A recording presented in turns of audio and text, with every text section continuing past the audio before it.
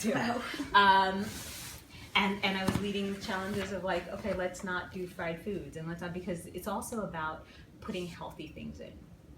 It's about, if you follow what the prophet said, it's about eating of foods from the earth. It's about eating nourishing things. There's a reason that we break fast with dates traditionally. High sugar, but like more easily digested, fiber, potassium, magnesium, right? This is in the Quran. This is all in the Quran. Wow. Talks about eating pomegranates and all the antioxidants.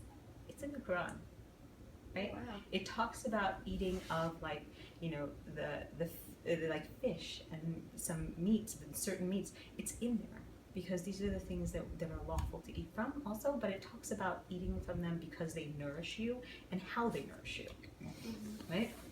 So Islam is more than just a faith. It's actually, it teaches you a way of life, but it talks about, keeping active and not going for gluttony and not overindulging. In the Quran, it teaches you this. So in Ramadan, even if you don't do it the rest of the year, you're kind of forced to do it.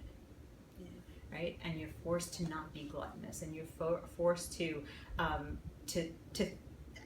So when you're fasting, not only are you not drinking and smoking and doing all these other things, right?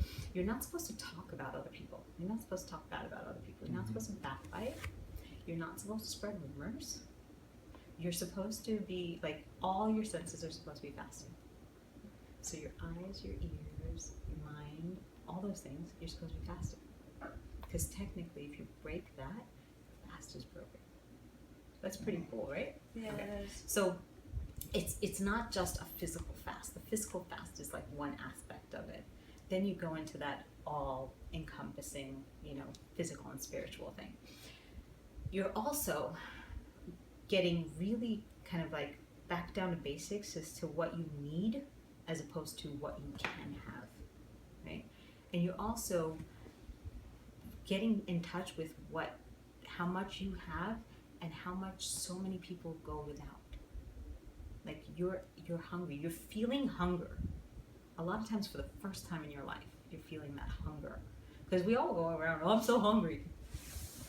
When you're fasting, and these fasts are like 18 hours long, you're hungry. Yeah. And you're actually feeling like, so it gives you empathy. And not only are you supposed to fast, but you're supposed to give to the poor. You're supposed to give alms. That's actually a mandatory part of like, at the end of Ramadan, you give. Right? You give to those less fortunate. So it's an all-encompassing thing. And it kind of centers you, grounds you, because you're not supposed to do some of those frivolous things that we take for granted. I enjoy good Game of Thrones like the next person. I do.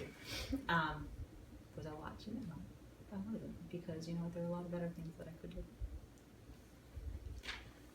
Excuse me, I'm not sure for this question. Oh, what is Eid, and then why do you celebrate it? What's the importance of it? So Eid is the celebration. There's actually a few Eids in Ramadan. The funny thing is we all sit there and we all celebrate at the end of Ramadan because number one, it's hard. It's hard to fast for a whole month. It's amazing how time flies though. So that becomes a big celebration. It's kind of like the equivalent of like Easter, Christmas in terms of giving gifts and just celebrating with family and celebrating another year that we have. Another thing about Ramadan is we believe that that's the month that the Quran was sent down to humanity in. So that's the month also that, God has said that heaven's gates are open for you. So whatever you want, and like, like Satan's hands are tied. He can't influence you unless you really kind of pull that way, right? So you can do so much good. You can do all these things, and it counts for more. And there's certain nights within there that count for even more in terms of blessings. So you pray for others more than before you pray for yourself, always. So Eid is that celebration. Yes, you survived the whole month of fasting. Yay!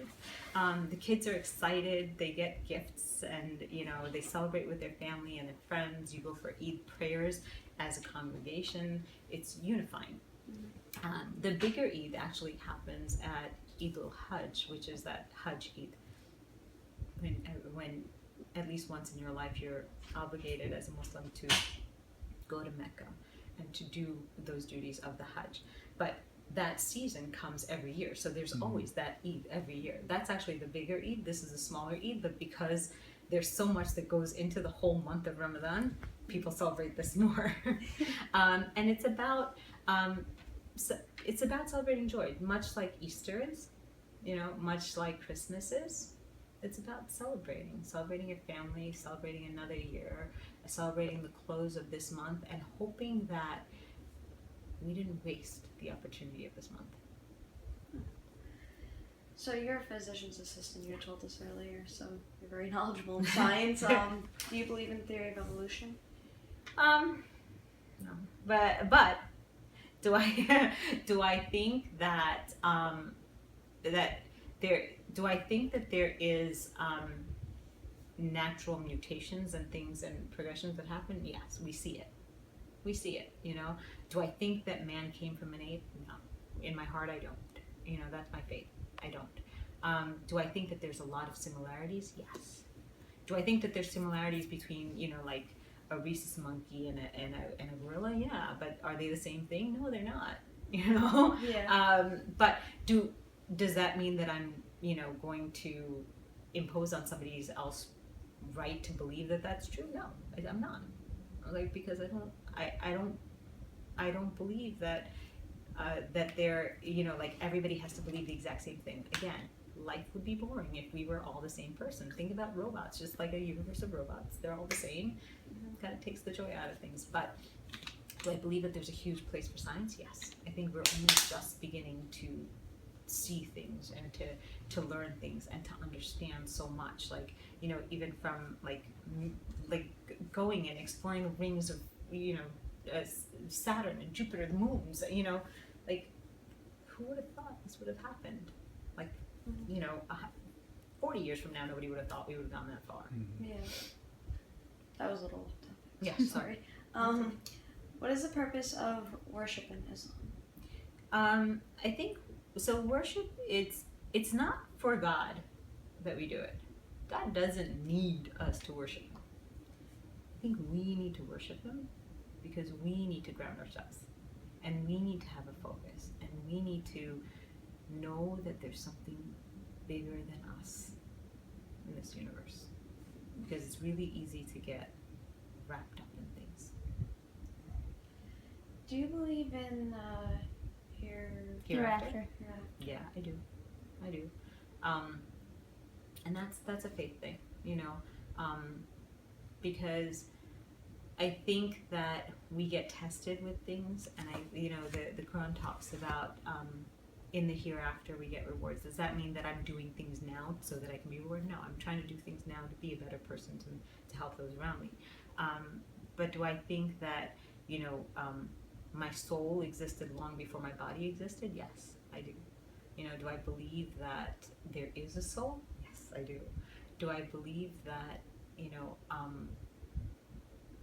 that people who go through suffering go through it for not, for not? No, I think that there's a bigger something out there that we don't know. There's a lot that we don't know.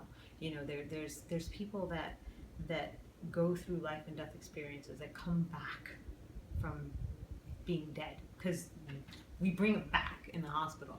We bring them back. And do I think that it's coincidence that they all talk about a light or being pulled towards something? And I don't think that that's something that you only hear in the movies. There's variations of it, but it's all an overriding theme. I think so many people say the same thing. True. There's got to be something more to it. So I think there's a lot that we don't understand, but we still have this thing that we just know, and we have to accept that. That's very true, actually, because my grandmother was actually giving birth to her last child and wound up losing the child. But she said that she passed out for a second. When she woke up, she explained this light she saw, and I thought that was just interesting. It reminded me of that when you said that. Yeah. And it's that's the thing. That happens in all walks of life, in all, you know, like people who have faith and people who call themselves atheist or agnostic, they go through something like that, they all talk about that, you know. So I think that there's something bigger, and maybe that's our, you know, the light in our minds or the eyes, whatever it is, there's something that's there. We are humans, we have this much knowledge.